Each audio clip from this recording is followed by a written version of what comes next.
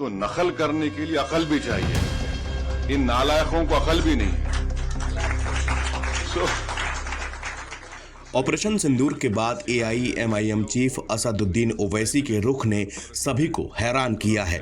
ओवैसी ने एक के बाद एक कई ऐसे भाषण दिए जो पाकिस्तानियों को चुभ रहे हैं। ओवैसी के भाषणों पर पाकिस्तानी तिलमिला गए हैं। ऑपरेशन सिंदूर और आतंक पर भारत की जीरो टॉलरेंस नीति को बताने के लिए भारत से 2 डेलीगेशन रवाना हुए हैं। एक डेलीगेशन को कांग्रेस के नेता शशि थरूर लीड कर रहे हैं, जबकि दूसरे डेलीगेशन को बीजेपी नेता बैजयंत पांडा लीड कर रहे हैं। इसी डेलीगेशन के साथ में है असदुद्दीन ओवैसी।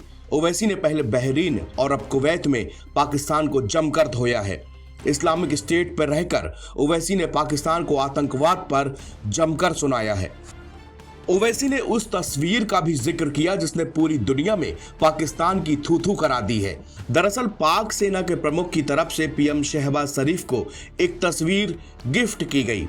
दावा यह किया गया कि यह पाकिस्तान की भारत पर जीत की तस्वीर है। ओवैसी ने इसी तस्वीर पर कहा कि ये बेवकूफ फोटो देकर भारत से मुकाबला करना चाहते हैं। कुवैत में भारतीय प्रवासियों से बातचीत के दौरान ओवैसी ने पाकिस्तान के आतंकवाद को बढ़ावा देने की नीतियों को कड़ी निंदा की। उन्होंने TRF के संबंध में पाकिस्तान की भूमिका और FATF ग्रे लिस्टिंग की बात कही। ओवैसी ने पाकिस्तानी सेना की भारत के साथ तुलना करने के प्रयासों की आलोचना की और साथ ही पाकिस्तान के दावों पर सवाल उठाए हैं। उन्होंने कहा कि पाकिस्तान के दावों पर कभी विश्वास नहीं किया जाना चाहिए। पाकिस्तानी सेना प्रमुख ने पाकिस्तानी PM शहबाज शरीफ को एक तस्वीर भेंट की। इस पर ओवैसी ने चुटकी लेते हुए कहा कि ये बेवकूफ जोकर भारत के साथ मुकाबला करना चाहते हैं। इन्होंने 2019 की चीनी सेना के ड्रिल की एक तस्वीर दी थी। इसमें दावा किया गया कि ये भारत पर जीत है। पाकिस्तान यही करता है। नकल करने के लिए अकल चाहिए, इनके पास अक्ल भी नहीं है। पाकिस्तान जो भी कह रहा है उसे चुटकी भर नमक के साथ भी न ले। असदुद्दीन ओवैसी ने कहा कि पाकिस्तान को फाफ्ट की ग्रे लिस्ट में वापस जाना चाहिए। हम बचपने में हम स्कूल में सुनते थे कि अक्सर स्कूल में क्या होता था कि हम अच्छे पढ़ने वाले बच्चे के बाजू के बैठता था।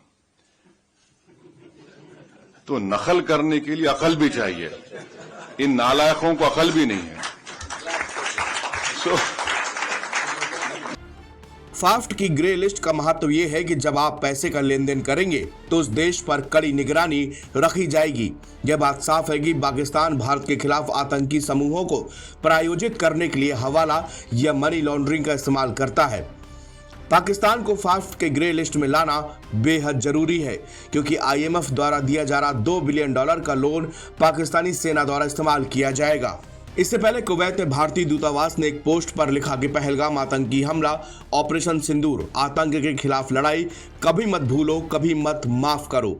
बहरीन में भारतीय दूतावास ने एक पोस्ट में लिखा कि बैजयंत पांडा की लीडरशिप में ऑल पार्टी डेलीगेशन ने बहरीन में अपनी यात्रा पूरी की। भारत अपने मित्र बहरीन को आतंकवाद के खिलाफ लड़ाई में एकजुटता व्यक्त करने के लिए धन्यवाद देता है। इस पोस्ट को भाजपा नेता पांडा ने अपने आधिकारिक X अकाउंट पर भी साझा किया है।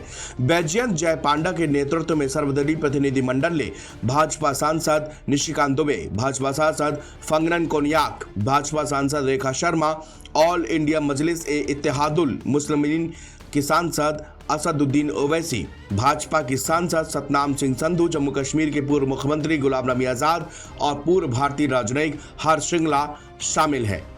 NBT ऑनलाइन की रिपोर्ट।